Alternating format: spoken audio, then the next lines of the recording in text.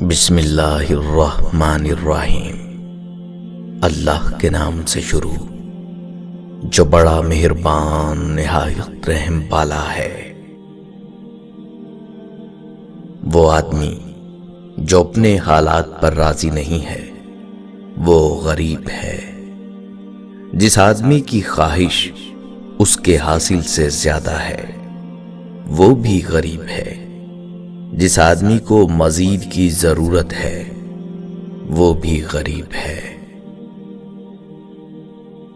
بدلہ لینے سے پہلے یہ ضرور دیکھ لیا کرو کہ تم اپنے خدا کے نزدیک کتنے قصوروار ہو۔ زمانے نے عجیب پلٹا کھایا ہے۔ پہلے لوگ عبادت چھپ کر اس لیے کرتے تھے کہ کہیں شہرت نہ ہو جائے، اور اب اس لیے کرتے ہیں کہیں لوگ مذاق نہ اڑائیں۔ اپنے دشمنوں کو اپنی کامیابی سے مارو اور اپنی مسکراہٹ سے دفناؤ۔ آہستہ آہستہ ترقی کرنے سے مت گھبراؤ، بلکہ بت کی طرح کھڑے رہنے سے ڈرو۔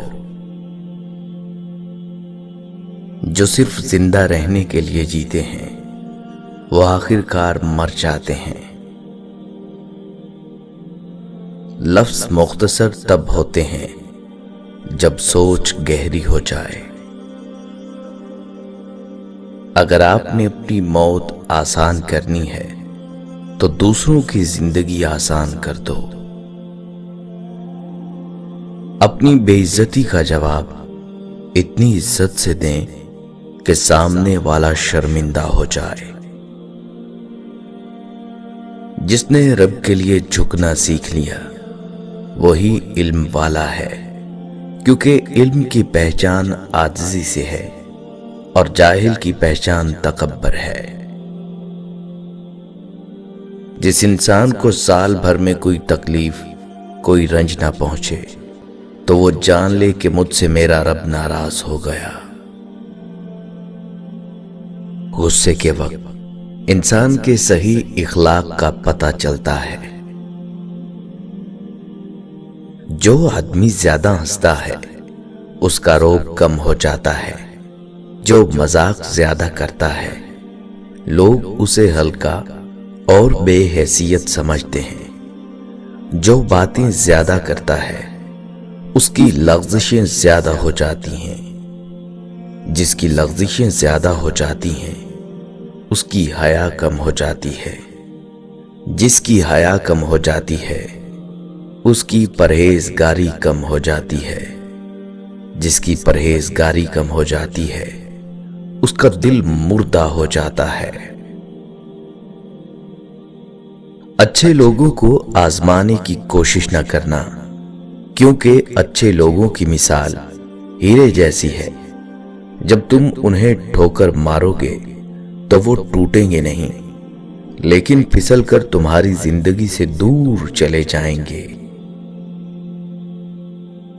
3 چیزیں محبت بڑھانے کا موجب ہیں: سلام کہنا، دوسروں کے لیے مجلس میں جگہ خالی کرنا، مخاطب کو بہترین نام سے پکارنا۔ بدخو کی دوستی سے احتراز لازم ہے، کیونکہ وہ اگر بھلائی بھی کرنا چاہتا ہے تو بھی اس سے برائی سرزد ہو جاتی ہے۔ تعجب ہے اس پر جو موت کو حق جانتا ہے اور پھر بھی ہنستا ہے۔ تعجب ہے اس پر جو دنیا کو فانی جانتا ہے اور پھر اس کی رغبت رکھتا ہے۔ تعجب ہے اس پر جو تقدیر کو پہچانتا ہے اور پھر جانے والی چیز کا غم کرتا ہے۔ تعجب ہے اس پر جو دوزخ کو حق جانتا ہے اور پھر گناہ کرتا ہے۔ تعجب ہے اس پر جو اللہ تعالیٰ کو حق جانتا ہے اور پھر غیروں کا ذکر کرتا ہے اور ان پر بھروسہ کرتا ہے۔ تعجب ہے اس پر جو جنت پر ایمان رکھتا ہے اور پھر دنیا کے ساتھ آرام پکڑتا ہے۔ تعجب ہے اس پر جو شیطان کو دشمن رکھتا ہے اور پھر بھی اس کی اطاعت کرتا ہے۔ مت رکھ امید کسی سے مگر اپنے رب سے، اور مت ڈر کسی سے مگر اپنے گناہ سے۔